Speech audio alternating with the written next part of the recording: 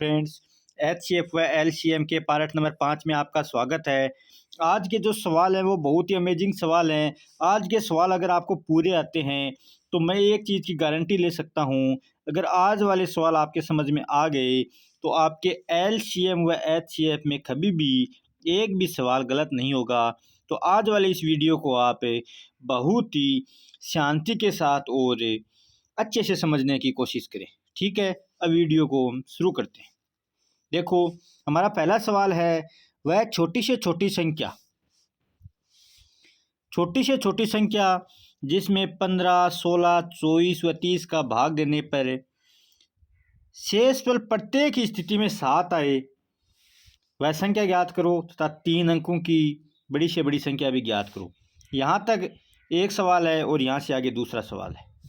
यहाँ तक क्या कह रहा है कि कोई संख्या है, इस गोले में कोई संख्या है, उसमें चाहे आप 15 का भाग दे लो, चाहे 16 का दे लो, चाहे 24 का दो, चाहे 30 का दो, किसी भी संख्या का भाग देने पर शेषफल क्या आता है? 7 आता है। ठीक है, देखो 15, 16, 24 और 30, अगर यहाँ कोई इनका एलसीएम निकालें तो एलसीएम में इनका पूरा पूरा भाग जाएगा। जैसे मानो कि एलसीएम आ गया 30, यहाँ 30 आ गया, अगर 30 में 15 का भाग देंगे तो पूरा पूरा जाएगा।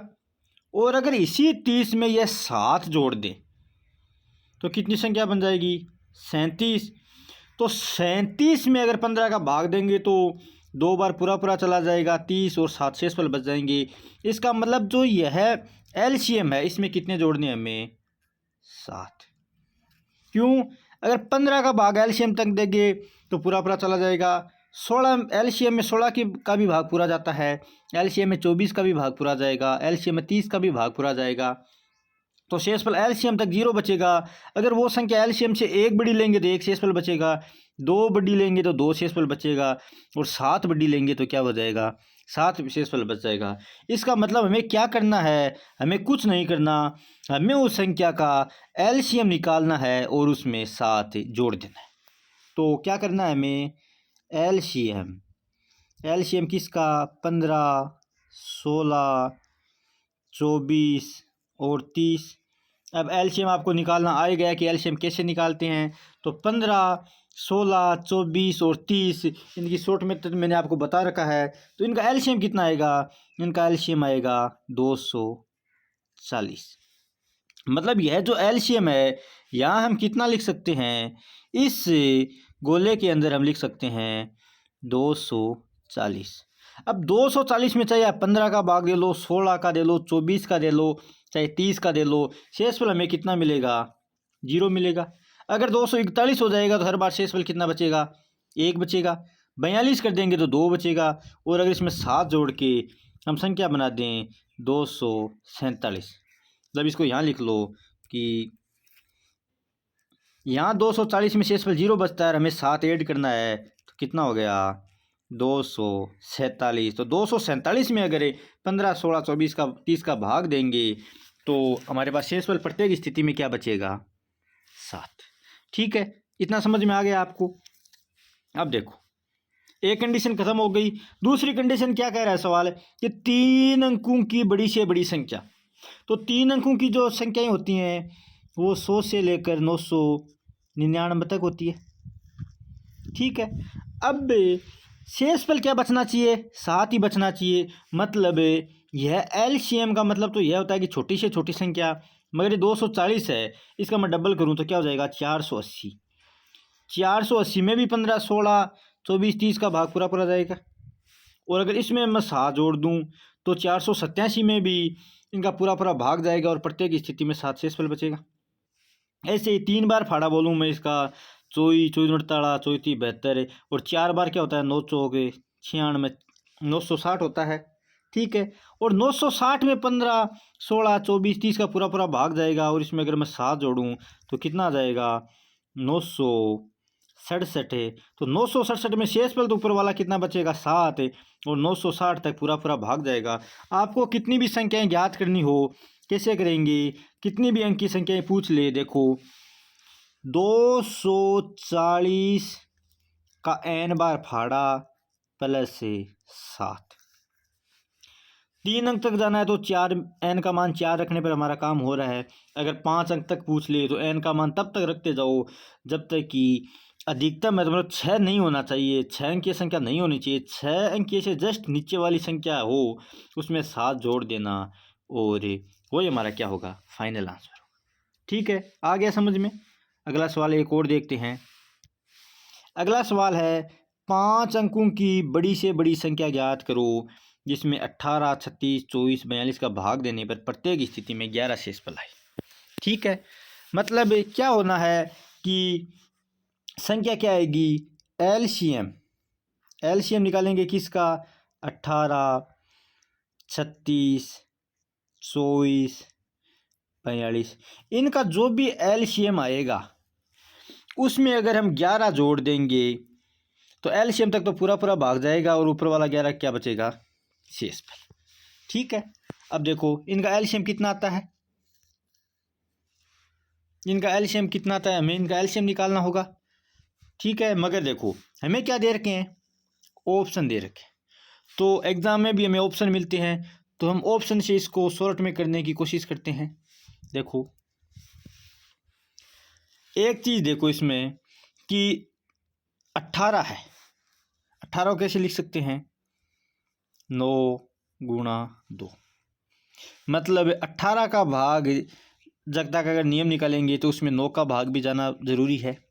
और 9 की भाजकता का नियम क्या होता है कि मतलब जो भी अंक हैं उनका योग करो, योग करने पर जो शेषफल, 9 का भाग देने पर जो शेषफल बचेगा वही क्या होगा, इसमें बचना चाहिए। यही है 9 की भाजकता का नियम। क्या होता है, हमने देखा था कि अंकों का योग करते हैं उसमें। ठीक है, अब देखो 9 की भाजकता के हिसाब से देखें तो 11 खुद 9 से बड़ा है, तो 11 में 9 का भाग देंगे तो शेषफल कितना बचेगा, 2। तो इनमें भी कौन सी संख्या है जिसमें 9 का भाग दें और शेषफल 2 बचे, वही चेक करना है। सिंपल सी बात है, 9 का भाग अगर 11 में देंगे तो शेषफल क्या बचेगा, 2।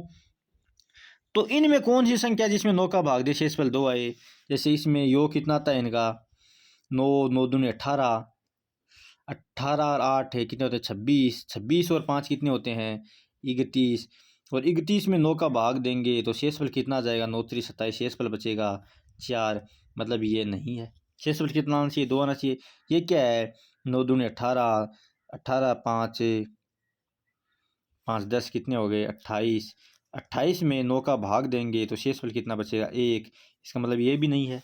तीसरी क्या है, 9 9 18, 18 और 8 26, 26 और 29, 29 में 9 का भाग देंगे तो 9 3 27, 2 बार पूरा 27 तक जाता है, शेषफल कितना बच गया, 2।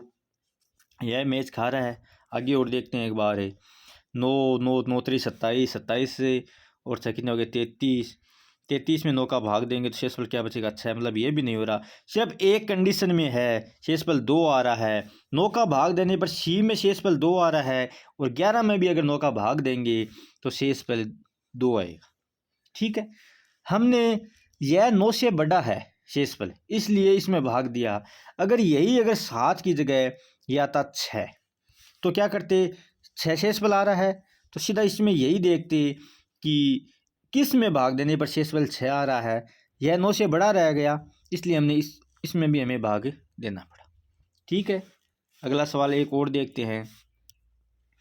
अगला सवाल है किसी संख्या में 18, 24, 30 का भाग देने पर शेषफल क्रमशः 10 से 16, 22 प्राप्त होता है तो सबसे छोटी से छोटी संख्या ज्ञात करो।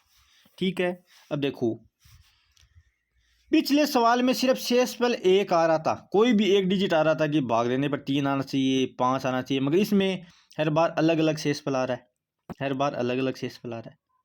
ठीक है, अब देखो मगर इसमें एक चीज़ कॉमन फैक्टर, जिसमें 3 चीज़ों का भाग देते हैं, 3 संख्याओं का भाग देते हैं और 3 ही शेषफल आता है, उस चीज़ में एक आप ध्यान रखना कि उस सवाल में आपको क्या देखने को लिए मिलेगा, उस सवाल में आपको यह देखने का मिलेगा कि 18 का भाग देने पर 10 शेषफल आता है, 18 और 8 का अंतर कितना है, 8। 24 का भाग देने पर 16 आता है तो इनका अंतर भी आपको 6 मिलेगा, 8। और 30 का भाग देने पर शेषफल कितना आता है, 22 आता है। तो अंतर क्या मिलेगा, 8। सिंगल डिजिट आपको उस सवाल में नहीं दे रखा, आपने सिंगल डिजिट क्या निकाला, 8। ठीक है, अब आप क्या करोगे, इनका एलसीएम निकालो। एलसीएम 18, 24 और 30 से 18, 24 और 30 का आप एलसीएम निकालोगे तो शॉर्ट मेथड से कितना आएगा, 360।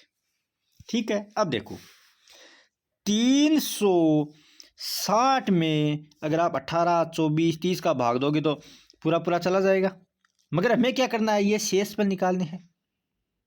पिछले सवाल में हमने क्या किया था कि 8 जोड़ा था, जो एक संख्या थी उसको जोड़ा था तो हर बार शेषफल 8 आ रहा था। मगर अगर इसमें भी हम जोड़ देंगे तो शेषफल 8 नहीं निकालना, हमें तो शेषफल ये लेने हैं। तो क्या करोगे, जब ये घटाकर आप चेक करते हो, सिंगल संख्या निकालते हो, घटाकर चेक किया है तो आप 360 में भी 8 घटा दो। 360 में से 8 घटाएंगे तो कितना आएगा, 352। और अब आप देखोगे कि 352 में 18, 24 और 30 का अगर भाग देते हैं तो क्रम से शेषफल यही आता है। ध्यान में रखने वाली क्या बात है कि इस सवाल में, पहले वाले सवालों में क्या होता था कि सिर्फ एक शेषफल हमें दिया जाता था। ठीक है, और इस सवाल में क्या है, शेषफल 3 दे रखे हैं मगर इनका डिफरेंस, इनका अंतर है वो 8 सेम है। तो आप एलसीएम लेकर, अंतर सेम था तो अंतर कर दिया, मतलब घटा दिया 8, इसमें से 8 घटाया है। और एक संख्या आती तो एलसीएम में 8 क्या कर देते, जोड़ देते। ठीक है, नेक्स्ट सवाल हम अगले वीडियो में देखेंगे। आपको यह वीडियो हमारा कैसा लगा हमें कमेंट बॉक्स में ज़रूर बताएं, और आपको अगर हमारा ये वीडियो अच्छा लगा हो तो आप इस वीडियो को लाइक और हमारे इस चैनल को सब्सक्राइब ज़रूर करें। Thank you.